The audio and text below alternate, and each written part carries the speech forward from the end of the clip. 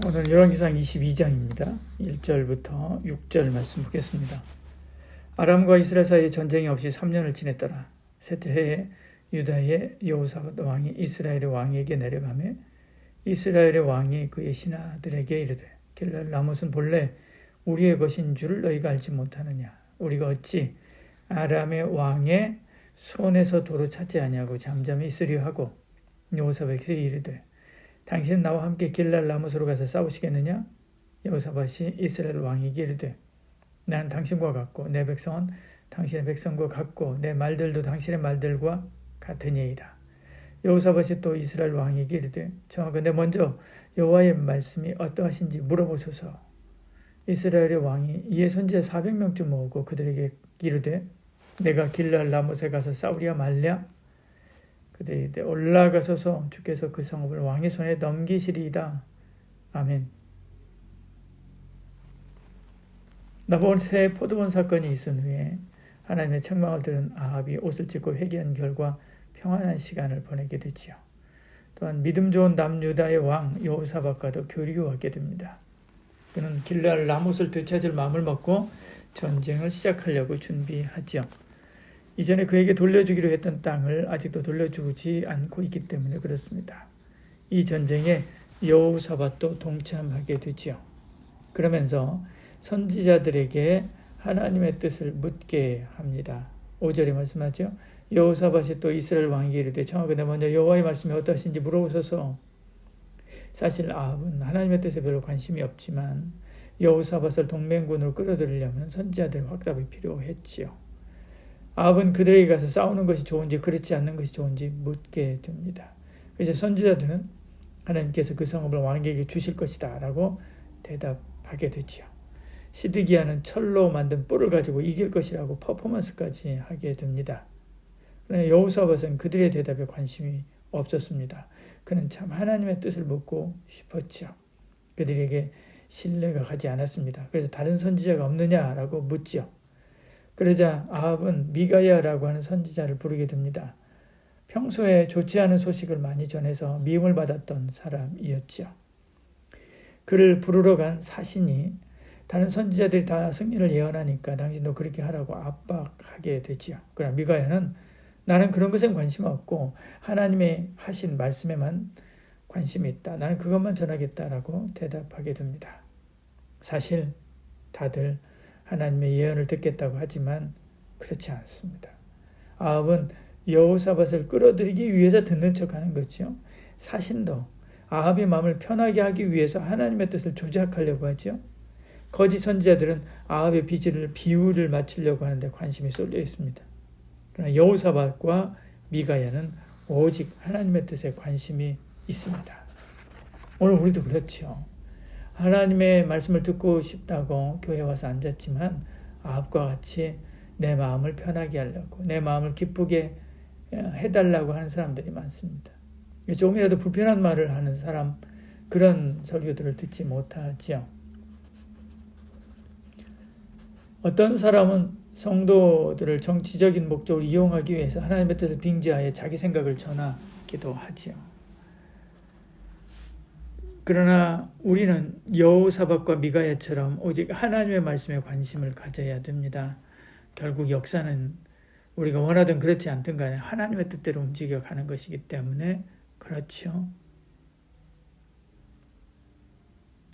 아합은 미가야를 미워했습니다. 그는 자기가 생각하기에 흉한 것만 예언하기 때문에 그랬죠.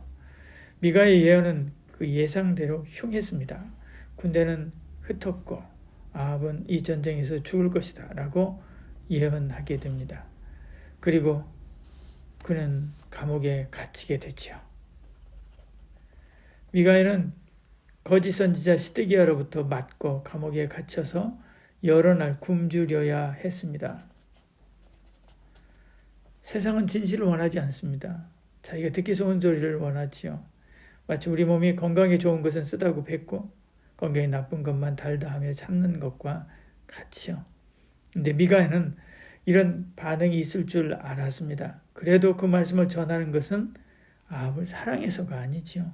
그가 죽는 것이 안타까워서 그를 살리기 위해서 그런 것도 아닙니다. 하나님의 뜻이기에 그런 거죠.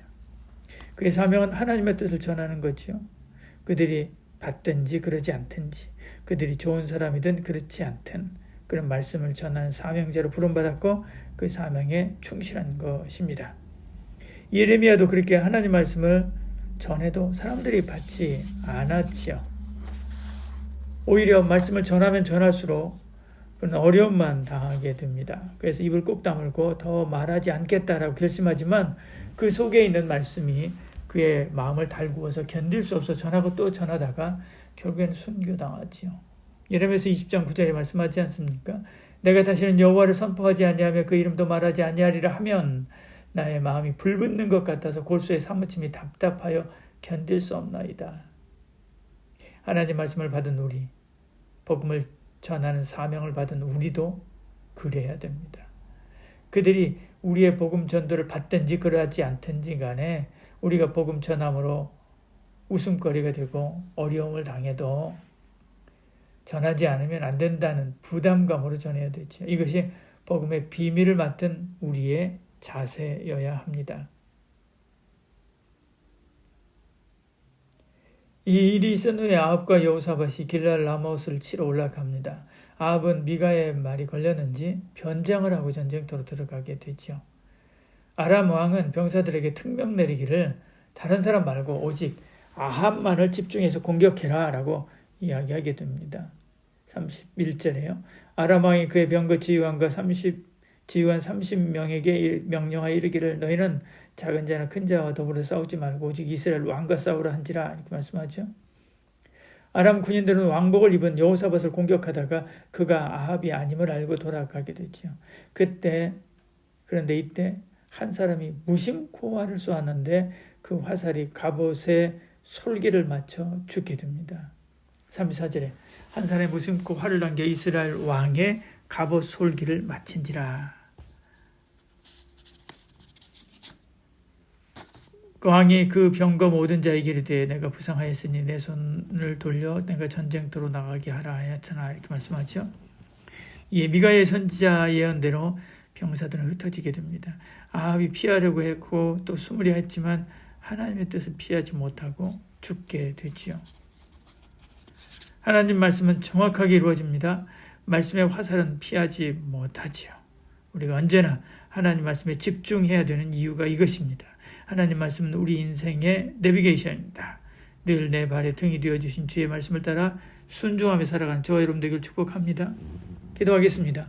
사랑이 많으신 우리 하나님, 하나님의 말씀을 늘 듣는다라고 말하지만 하나님의 뜻에 정작 관심이 있는지 우리 자신을 돌아보면 그러지 않을 때가 참 많이 있습니다. 늘 하나님의 진실하신 뜻에 관심을 갖게 하시고 그 뜻이 나에게 좋은 것, 합당한 것, 또 복이 되는 것일 뿐만 아니라 그렇지 않은 것조차도 늘 감사함으로 받아서 그 말씀 앞에 순종함으로 하나님의 놀라우신 은혜의 말씀에 붙들림 받으며 하나님의 뜻이 땅에서 이루어지는 놀라운 이 일에 도구가 된 저희들 되게 하여 주시옵소서. 예수님 이름으로 기도드렸나이다. 아멘.